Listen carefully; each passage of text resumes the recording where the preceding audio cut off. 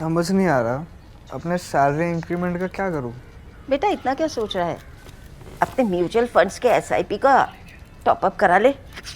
This is the right time. क्या? समझ में नहीं आया।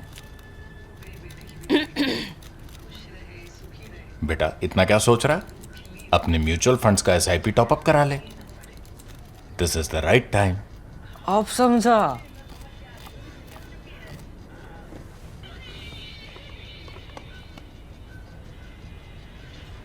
Mutual fund investments are subject to market risks.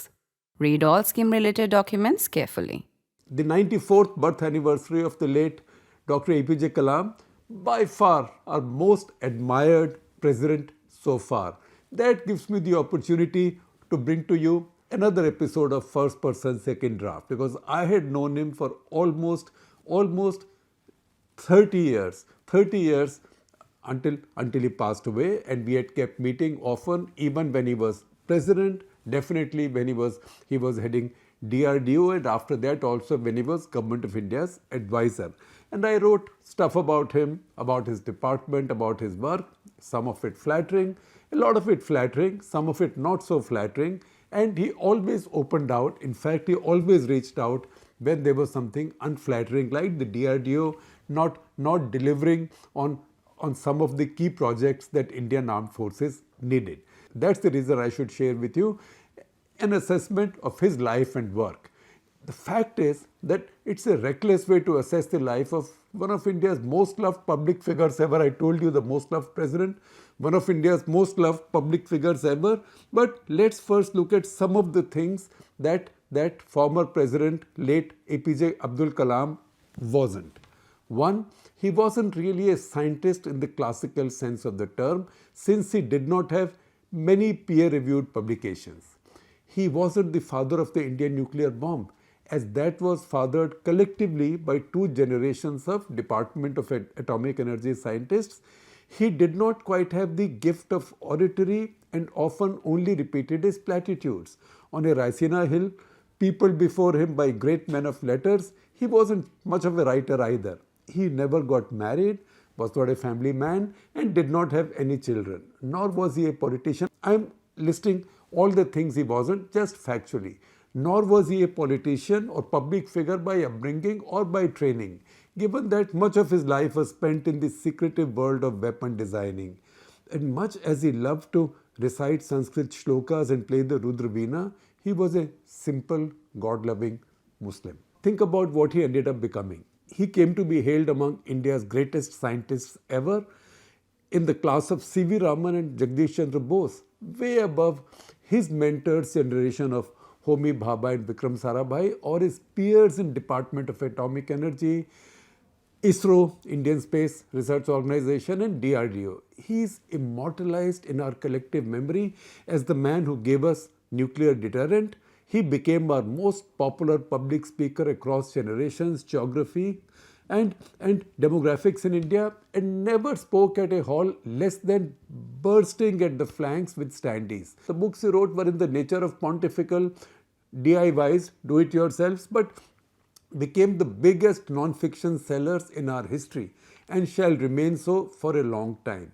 He became the leader most loved by our children after Chacha Nehru. His stature grew so phenomenally that he became our most political president, and in a most wise and non-partisan manner. I am listing all of this because all of this go completely contrary to what I said earlier. All of the things that he wasn't, in real life he proved to be successful at all of the same things. All communities loved and trusted him, but he rose to be the Muslim most loved by India's Hindu majority in our entire history, unless you hark back to extreme liberal historians' views on Emperor Akbar. Finally, a fact that even I, with my thick skin seasoned over the decades, was too scared to put in the first list of what he wasn't. He never had a real doctorate, a PhD. His doctorates were all honoris causa, but the honorific doctor fitted him brilliantly, and not even his worst critics. There were many deeply envious ones in the nuclear missile establishment, but none of them ever dared to highlight this point in public, that he did not have a real doctorate. So what did he have that lifted him to such heights of love and respect?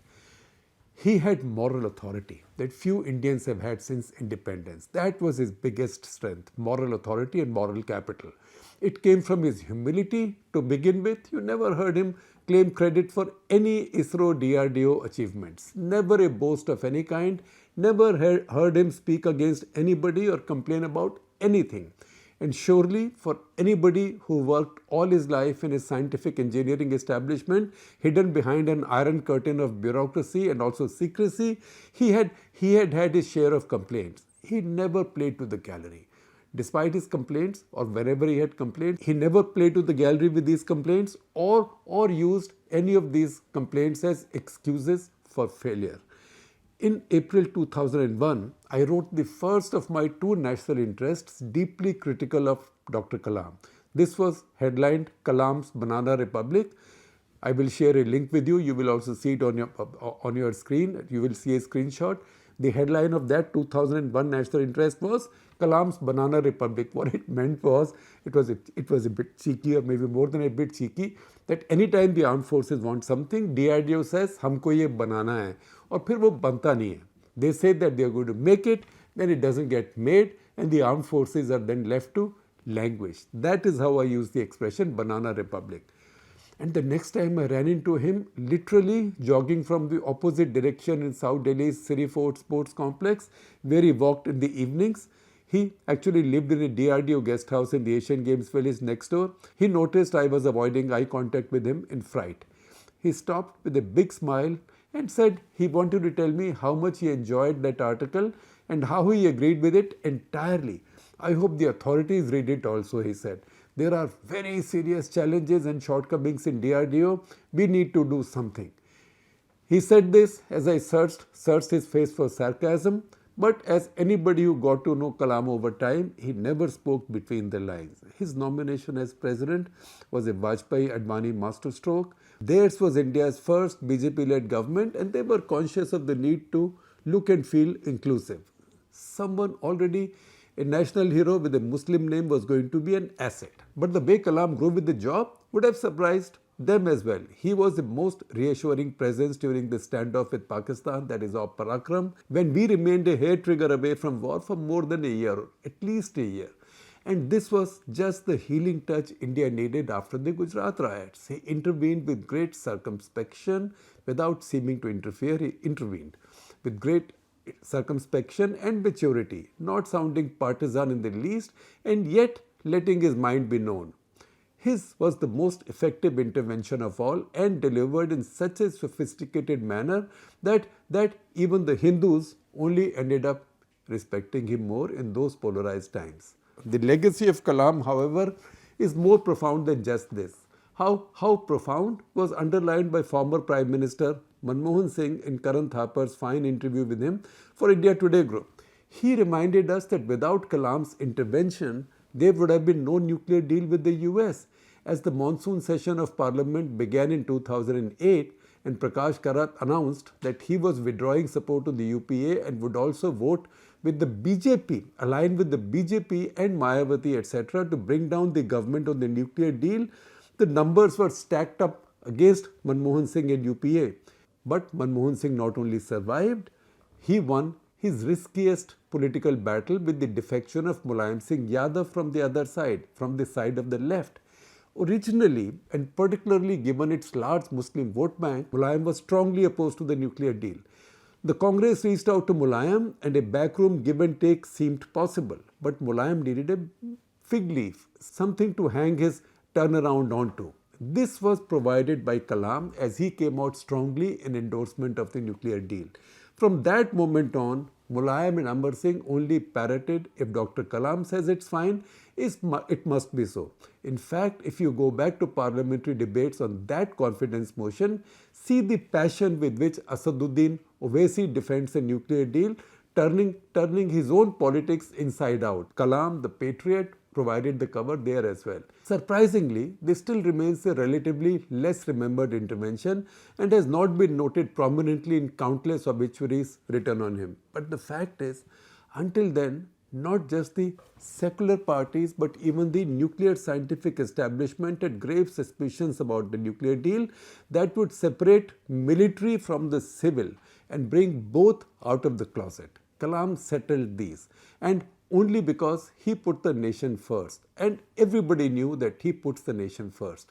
Just a year earlier, Congress had humiliated him by denying him his second term as president, and that despite the fact that he had agreed to accept if there was unanimity. He had agreed to accept his second term if there was unanimity, but the Congress had humiliated him by denying it to him, and yet he came out in support of the nuclear deal and saved the Congress party and the deal because he decided that this was in the larger interest of India. This was a perfect moment for Kalam to get even with the UPA and also return the favor to the BJP, which had rewarded him with Bharat Ratna and the presidency. But you know what? When something was in the national interest, once he concluded something was in the national interest, the last thing that would matter to him would be ego. So let me also list a few more things Kalam wasn't. I started out with a list of things he wasn't. I will now bring to you another list of things that he wasn't. So keep counting again things that he wasn't. He wasn't petty, cynical, selfish, vengeful, unprincipled, egoistic. That's why a billion plus will remember him as their most loved leader in decades. And since I told you that I had the honor of knowing him for more than 3 decades, I will also give you a postscript to this episode of First Person Second Draft. My favorite Kalam story, in fact, is among my earliest, and it is something that I've written about a couple of times while he was alive and also while he was president. In 1994, India was hit by the so-called ISRO spy scandal.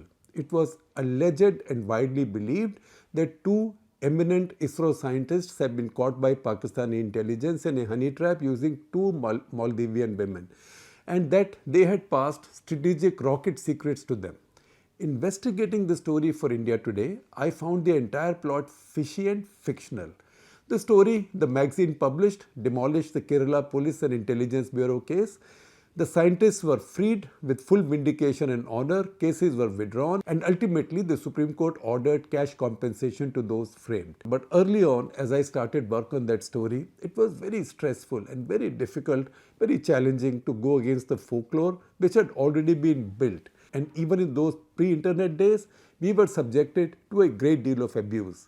Subsequently, at an Army Day, January 15 reception, Dr. Kalam, then head of DRDO, called me for a chat. He poked me gently in my chest to the left and said, "What you have done is like applying balm to the wounds on our hearts." I asked him, what was that about? "The ISRO story," he said. "Those scientists were wonderful people and totally innocent. This false case would have destroyed my ISRO, where he had originally worked." So you can see his heart was always in the right place, and that's why he remains until now our most loved president ever. Once the Supreme Court had fully buried these cases and given these scientists their full vindication, I had also done a full episode of Cut the Clutter on it, of which I will share a link with you.